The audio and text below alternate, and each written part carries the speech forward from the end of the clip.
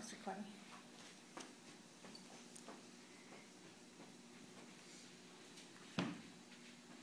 Okay, ready? Mm-hmm. People don't realize how hard it is to make it as a dancer. Kids who are pursuing ballet as a career give up their childhood. It never stops hurting. You've been working your body to death since you were like 5. Tenacity is the main thing that a dancer needs. You have to follow your dream.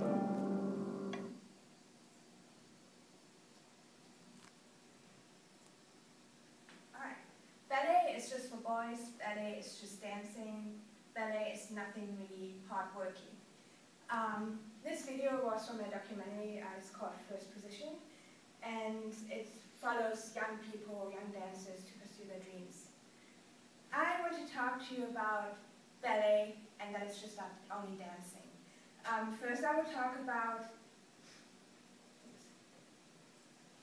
dance education. Then I will go on and talk about injury rate. I will talk about training and the technique of ballet. And then I will give some information about contracts and career. When I started dancing ballet, I was 3 years old, and my older sister was 2.5 years old when she started. I never really pursued a career as a dancer, but if you do, you at least have 6 days of dancing every week, right after school. And if you really, really want to pursue dancing, you go to a special boarding school just for dancing, and they concentrate more on dancing than on really education. And there are 2 pictures of me, the color ones, when I was 4 years old. Some children have auditions for those boarding schools, and after that, they really just pursue a dancing career, and they don't really think about doing something else in dancing. So it kind of takes a hold on a private life and then a social life. Now we'll talk about the injury rate. There was a study about young people, pre-professionals that want to dance, and those students were between 12 and 18 years old. I found that study in the Journal of Orthopedic and Sports Physical Therapy. The injury rate between those people were between 32% and 51%, which is kind of the half of the people. Sometimes with just one injury, your career can be over. There was also another study, which was among professional dancers, where the injury rate was between 67% and 95%, which is like maybe 5 people didn't, like 5% of those people didn't have an injury. Even though it is not, like those injury rates are comparable to football players, baseball, basketball, soccer players, but even though it's not a collision sport such as football or wrestling, it is also that we don't have fights on the stage, but we might fight behind the stage. So you might have to compete against your friend for a sport, which can result in mental issues. There are also injuries we have to deal with every day, like those. Those might be just blisters, but just imagine dancing on blisters, like completely blistered for like 7 days straight.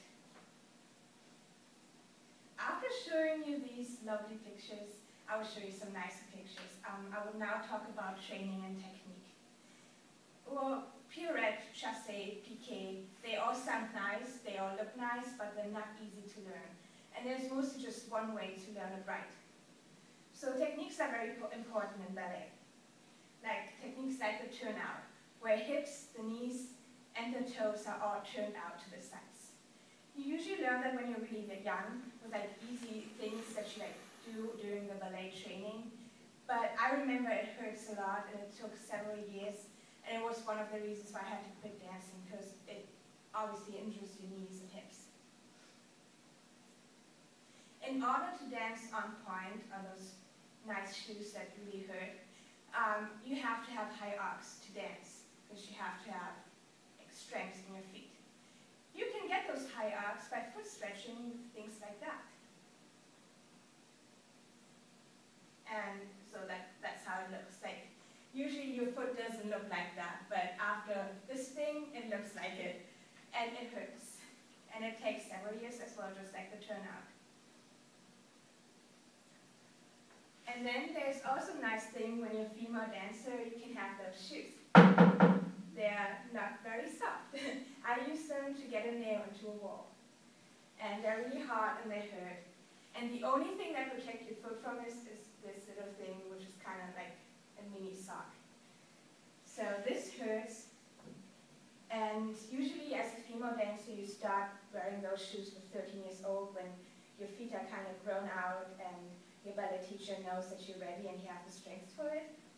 And some male dancers do it too, but only if they have weak ankles. Okay, now I come to the context after I talked about techniques.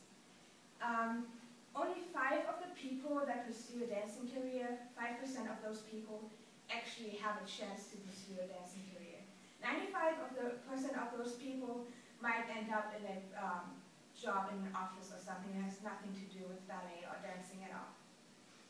Many dancers really don't think about that they might not have a chance for it, so they only dance and don't think about anything else, and in the end, their dreams are kind of crushed with like the age of 17, and then there they are with nothing else but a dance education. And even though you might have the chance to pursue your dreams, maybe most of the people end up in the corps de ballet, which is just like a chorus, and you might be a tree or a bug. I used to be a bug in ballet. So it's something that nobody sees you and nobody really recognizes you. As I said before, as a career, a ballet dancer only has maybe 10 to 15 years as a career. So you start usually your career with 17, and your career mostly ends with 15, because by then you have so many injuries. You might have mental problems because of the hard training, stuff like that. So you're maybe 30 years old when your career ends, but what are you going to do now? Some people with 30 years, they maybe just start their career. So I explained to you, and I hope I could pursue you, that ballet is not only dancing, it's not for weak people, and it's not only for girls.